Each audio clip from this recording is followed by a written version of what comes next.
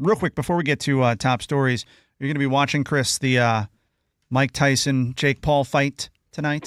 I don't think I'm going to. I don't have access to it. Oh, you don't have Netflix. You but can't borrow somebody's username and passward? Yeah, that's what everybody does. You don't have Netflix, Chris? No, I do. Yeah. Oh, you do? Yeah, I do have Netflix. Okay. You're right. You know what? I think I will watch it now that you mention it. I mean, how could you not want to watch that? Yeah, so Mike Tyson slapped Jake Paul at the weigh-in yesterday. We had the video for you on our Facebook page. Go to Ryan Gorman Show if you want to see it. Give him a nice little slap to the face. I just saw it. Yeah. Wow. Yeah. Mike Tyson looks in shape and ready to go at 58 years old.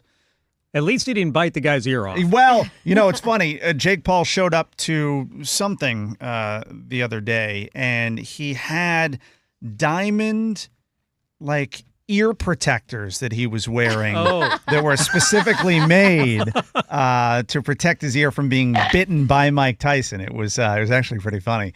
But, yeah, I don't know. There's something about Jake Paul. I just want Mike Tyson to knock him out. You do? Yeah, I do.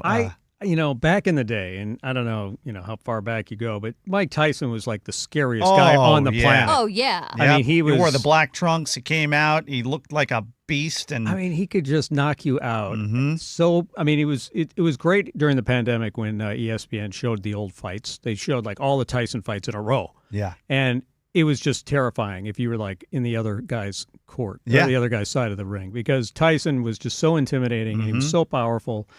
I don't know about now, though. I mean, know. I'd like to think that he'll do the George Foreman thing. Right. Remember how he came back at Yep. age 60 or something and knocked people out? So I hope you're right. But yeah, it's kind of tough to. I mean, look, the other guy's he's younger, and he's an intimidating guy too. Yeah, so. yeah, I know. I just really he's want. Just annoying. Yes, that's what it is. Yeah, I just annoying. don't like him. I have absolutely no interest in watching this or any other fighting. I hate it. Really? Yes, MMA, wrestling, I cannot stand watching MMA's people beat great. each other up. I hate it. I love boxing. Yeah. I really like it. I just don't understand watching people punch each other in the face. Oh my! How do you not get the appeal of that, Dana? Are you kidding me? I just don't. Come on. I don't know. And there really aren't very many good boxing matches anymore. No. That sport's just completely fallen off. It has. When HBO dropped it on Friday nights, it was like a huge loss. I mean, I was like, what am I going to watch now? Right. But you're right. Got it back tonight. Well, the reason they got rid of it is because it was declining. I mean, the sport just wasn't as legit as it used to be, and a lot of corruption in the whole thing. But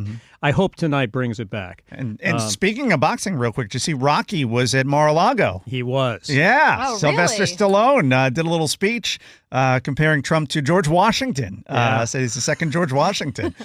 So Rocky was there. Not part of the Hollywood left, apparently. No, that's for sure. All right, let's get to today's top stories. What do we have going on, Chris? So the dream of turning Tropicana Field into an outdoor ballpark appears to be gone for now.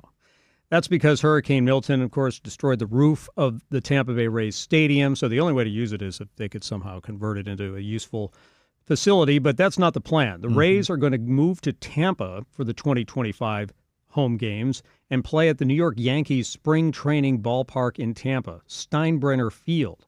And according to the Rays ownership, they're moving there because it is the best prepared facility in the region to host Major League Baseball games. That's according to the owner, Stuart Sternberg. And he says that with the 11,000 fan seating capacity, that's the best they're going to be able to do. The Rays average about 16,000 fans per game, so this isn't quite that.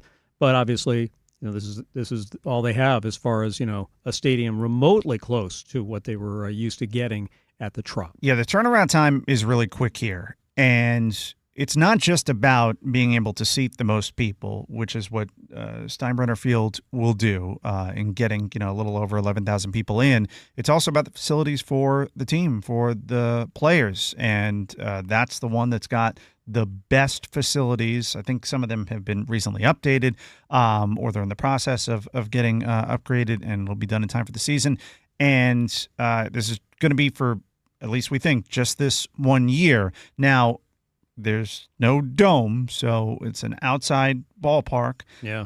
Now, the Marlins played outside for I think 19 seasons, so it's not like it's unheard of here in Florida. But obviously, when you get to July, August, September, Yeah, you saw the attendance down there. Right. You would want all the games at night. You wouldn't want them right in the middle of the day. Absolutely. Yeah, that's and one it's of the still things. going to be hot. Yeah, it's going to be hot. It's going to be rainy, and there are going to be difficulties. But it's not just also the capacity. It's proximity to their original location. Yep. They want it to be in the same general area. Now, you could argue, and this is what some of the Pinellas commissioners are saying, that it should be played in their county because it's their team in that part of the Tampa Bay area. But they don't have facilities like Steinbrenner Field. I mean, the Dunedin one was brought up as a potential place to play. And look, it's a great place to go and watch spring training. A minor very league intimate. Team or spring training, yeah. Yeah, but it's not a major league. I mean, look, none of them are. No. But this is the closest thing to that, and that's what the team is arguing. Yeah, and the question then becomes,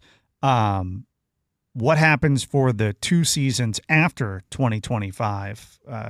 Does Pinellas County spend millions of dollars repairing the Trop for 2 seasons before the new ballpark is ready, or do you continue to play at Steinbrenner Field? Do you try to figure out a different option?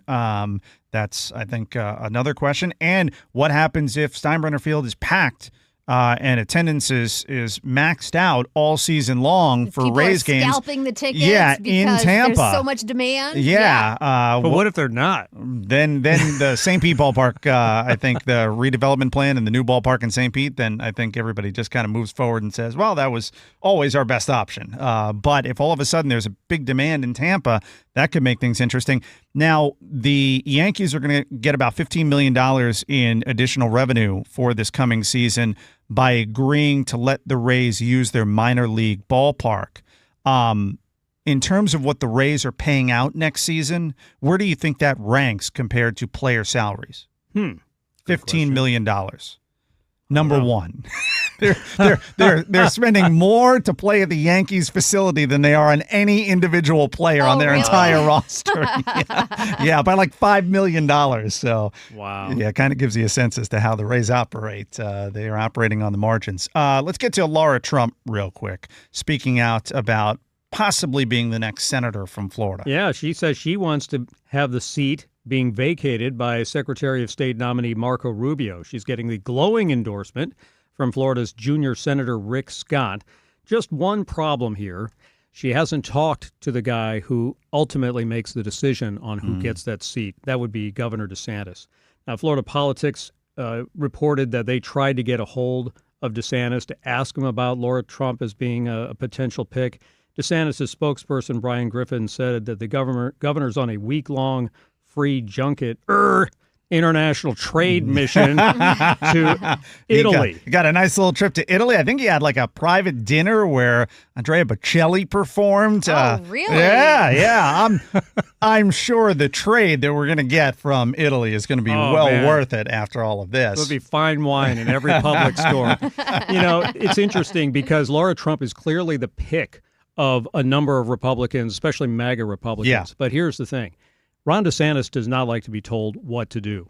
And he has his own people and his own loyalists that are going to want that job as well. So the question is, does he want to show loyalty to Donald Trump, or does he have other political aspirations in mind, his own interests in mind? We'll see how that plays out. Yeah, it's going to be that's going to be fascinating. Who gets that spot? Now, real quick, our listeners who went to our Facebook and Instagram, you can follow us at Ryan Gorman Show. We give a few options: Pitbull, Hulk Hogan, Tim Tebow, and Mickey Mouse. I think all, honestly, better options than any of the names that I've seen floated so far. And it was Tim Tebow. Yeah, Tim Tebow got a large majority of the vote, 55%. And then, Hulk Hogan only got 7%. People didn't really want him. Yeah, and then Mickey Mouse and Pitbull were tied. Yeah, so, if DeSantis wants to listen to the people, they want Tim Tebow. Yeah. All right, Chris Trankman with today's top stories. Chris, thanks so much. Thank you.